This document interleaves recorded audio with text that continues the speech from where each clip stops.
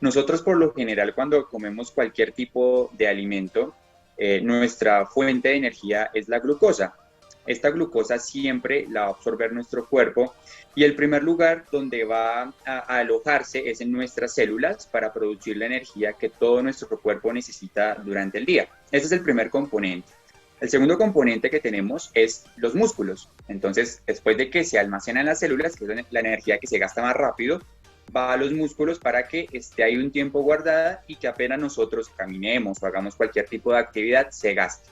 Cuando ya es una mayor cantidad de glucosa, ¿cierto? Un excedente que ya el músculo no alcanza a almacenar, esta glucosa pasa y se almacena a nuestro hígado. Entonces, cuando consumimos una gran cantidad de azúcares, ¿cierto? De glucosa, esta va a almacenarse allí y cuando estamos hablando de cantidades ya muy grandes, vamos a ver que va a estar aumentado muchos de esos valores. Entonces, todo pasa por ahí, el almacenamiento que hace el cuerpo, ya sea cuando consumimos grasas, que también se traducen dentro de ese almacenamiento, y es azúcar que al final en el hígado no se va a almacenar como glucosa, sino se va a almacenar como grasa, como triglicéridos. Bien, Jorge, ¿cómo estás? Buen mediodía. La pregunta acá también es, bueno, lleva una alimentación con alto contenido de azúcar, como nos venís diciendo. Ahora, ¿cuándo salta esto a la luz? ¿Tiene que ver con una consulta? ¿Hay alguna molestia? ¿Cómo es el diagnóstico en general? Sí, mira, hay diferentes formas de diagnóstico. La principal y con la que nos basamos en consulta es el perfil lipídico, que lo tomamos por medio de una muestra sanguínea de laboratorio. En este perfil lipídico nosotros analizamos tanto los triglicéridos como el colesterol. En el colesterol un valor que sea menor a 200 para considerarse normal, 200 miligramos. En triglicéridos aproximadamente un valor a 150, que sea menor ese valor. Y, por ejemplo, en casos como el hígado graso, nos remitimos específicamente a un análisis de unas enzimas que se llaman enzimas hepáticas, como la ALT, la AST, la alanina aminotransferasa y la aspartato aminotransferasa. Esas son enzimas hepáticas que se analizan con muestras como tal de laboratorio. Con ese diagnóstico ya sabemos si estamos ante un problema de hígado graso, o un problema de alto colesterol o hipertrigliceridemia, que es cuando tenemos pues los triglicéridos elevados. Bueno, un conflicto, ¿no? Porque acá veo varios nombres un poquito Sí, complicados, ¿no? términos que en la mesa de fin de año, cuando uno se encuentra con la familia, surge, ¿viste? El médico me dijo esto, el nutricionista Claro. me dijo lo otro. Totalmente. Y uno piensa también cómo encarar si esos índices no son los recomendables. ¿Cómo encarar un tratamiento? ¿Qué es lo que se debe hacer? ¿Qué podemos hacer nosotros también a partir de la alimentación, ¿no, Jorge? Ujú. Sí, y eso es lo más importante. Y sobre todo por muchos mitos que se generan cuando recibimos esos resultados. Sí. Muchas veces cuando nos dicen que tenemos hígado graso, ¿no es cierto? Que tenemos un colesterol alto, que tenemos triglicéridos altos, lo primero a lo que nosotros echamos culpa es a la grasa. Entonces ya Ujú. tenemos la costumbre de que satanizamos inicialmente la grasa. Entonces decimos, no, no consumo más grasa, cero grasas, cero Claro. fritos. Y digamos que eso no es el problema. Y es lo que mucha gente, digamos, no logra comprender en este juego, si se quiere, del perfil lipídico. Lo más importante a tener en cuenta es que tanto los triglicéridos como el colesterol, como el hígado graso, se da por un alto consumo de azúcares. Y es lo más importante a tener en cuenta. ¿Por qué? Porque como te decía, cuando nosotros consumimos productos, ya sea de panadería, ¿cierto? Carbohidratos simples, carbohidratos complejos o productos con azúcares mucho más refinados, el cuerpo los va a absorber primero como glucosa, ¿cierto? Pero en el hígado, para almacenarla, la va a almacenar como grasa.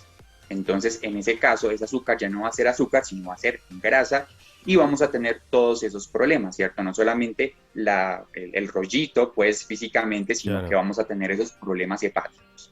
Eso por un lado. Por otro lado, otro inconveniente que tenemos muchas veces es el consumo de bebidas azucaradas, Mm, específicamente, bueno, aparte de las gaseosas, el consumo de jugos. Y claro, aquí nos podemos alarmar un poquito, pero tiene que ver con el consumo de la fructosa, que digamos es el componente que se omite siempre. sea, decimos glucosa es el azúcar y es el peligro, pero no, Claro. tenemos también la fructosa. Y la fructosa es lo que conocemos el azúcar de la fruta. El Ajá. azúcar que tiene cada una de las frutas tiene un componente que es azúcar y es fructosa. Cuando nosotros consumimos jugos, nos estamos tomando esa fructosa, ese azúcar de la fruta. ¿Qué tiene de diferente la fructosa con la glucosa que nos podemos comer en un dulce, en un alfajor? Que esta fructosa no va a tener índice glicémico, es decir, no va a afectarnos en nuestros valores de glucosa. ¿Pero qué va a hacer? Sí se va a almacenar en el hígado, sí va a generar resistencia a la insulina. Entonces, nos va a provocar problemas que no los vamos a ver reflejados en un examen de glicemia, ¿cierto? Pero a la larga nos puede favorecer un aumento de los triglicéridos, un aumento de colesterol y, más grave, obviamente, un hígado graso. Es por eso que es importante hacer énfasis en el consumo de la fruta. Obviamente también sabemos de muchos gustos de personas, a nosotros también nos gusta tomar un licuado, un jugo, pero hacer énfasis en eso, preferiblemente optar por consumir la fruta entera, la fruta como tal. Y si vamos a consumir una bebida, como ya sea un licuado, procurar que ese licuado sea solamente al natural, porque imagínate, ya con la fructosa que tenemos ya libre del jugo y aparte si le añadimos azúcar, pues va a ser una bomba, ¿no? Claro, nos regimos nuestro mucho hígado. por el sabor. Si no tiene ese sabor bien dulce de la cucharada Tal cual. sopera de azúcar, uno le sigue agregando, ¿viste? Es como inerte ya. Así es, y pues le estamos generando un daño y una carga muy grande a nuestro hígado. Y fíjate que no tiene que ver con la grasa, o sea, podemos estar consumiendo nada de frito, ¿cierto? Claro. Ningún alimento graso, como muchas personas creen, ¿cierto? En cuanto al tema de los triglicéridos y el colesterol, pero pues están tomando muchos jugos, muchas bebidas azucaradas, ¿cierto? Y igualmente están haciéndole ese daño al cuerpo. Jorge, voy a repreguntar sobre esto que recién hablábamos de la fruta, ¿no? Yo cuando pienso en jugo linkeo rápidamente con aquellos cítricos, jugo de limón, jugo de pomelo, naranja, Naranja, mandarina también. mandarina, pero imagino que también en esto que vos me estás diciendo, otro tipo de frutos también ingresarían en esto de la fructosa como algo que no sería benéfico para nuestro cuerpo. En realidad todas las frutas tienen fructosa. Y bueno, en el caso de los cítricos hay un caso particular, que es, por ejemplo, el exprimido de naranja que podemos tomarnos en la mañana, ¿cierto? Nuestro desayuno, o el jugo de mandarina. En sí, cada fruta tiene el nivel de fructosa necesario para nuestro cuerpo. Digamos que en eso la naturaleza es sabia. Entonces, con una fruta que tú te comas, con una mandarina, ¿cierto? Al natural, o una naranja, ya estás aportándole a tu cuerpo la cantidad de fructosa necesaria, ¿cierto? El tema es cuando, por ejemplo, ya preparas muchos jugos de naranja, muchos jugos de mandarina o la limonada, que tú no vas a preparar un jugo con una sola naranja, vas a prepararlo con muchas naranjas, Claro. con 2, con Bien. 4, 5 3, 4, naranjas, sí. o 5 mandarinas, y el tema es que te estás tomando la fructosa de 5 naranjas, que ya es una carga 5 veces más grande de la que tu cuerpo puede necesitar. Entonces ahí está el problema, porque que tú te comas una naranja así sola, para nada va a estar el inconveniente, porque por el contrario, vas a consumir la cantidad de fructosa necesaria, ¿cierto? Que tu cuerpo te va a pedir, y también vas a aportarle la cantidad de fibra, que eso es lo más importante. Digamos que la fibra, lo que tiene la fruta, lo que hace es camuflar la fructosa, entonces va a hacer que tu cuerpo la almacene de otra forma y no tengamos ese problema. Claro. Jorge, también en esto que decís de incorporar frutas por demás, pasa mucho de que uno dice, no, porque el médico, también el nutricionista, la nutricionista me dijo que incorpore más frutas a mi dieta. Entonces, por ahí se puede malinterpretar esto de, a la dieta que ya tengo, que puede ser excesiva en azúcares, le sumo más, en el caso de la fruta, y allí tenemos un problema, ¿o no?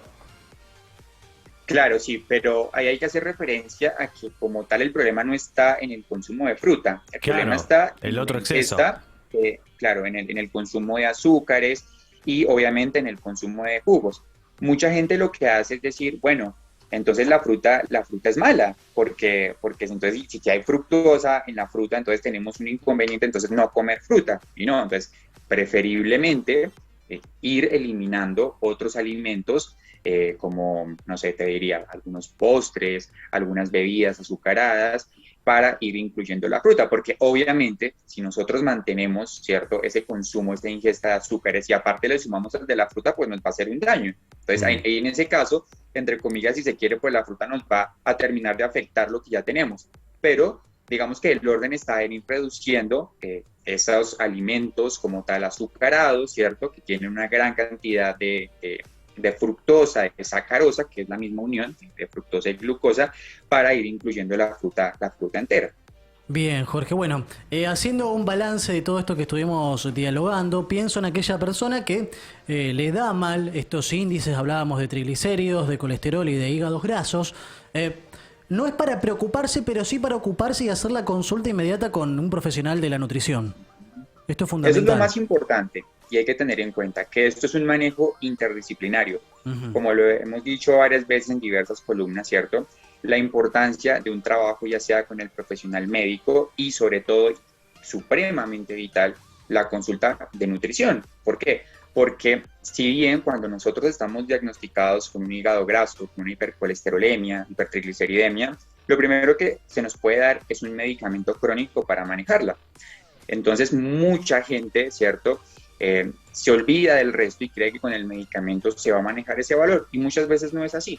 Entonces olvidamos el tratamiento nutricional, que para mí, si me preguntas, es el más importante dentro de todo el manejo que se le puede dar a un paciente recién diagnosticado. Eso es lo fundamental, la consulta, la asesoría y el trabajo interdisciplinario para poderlo manejar.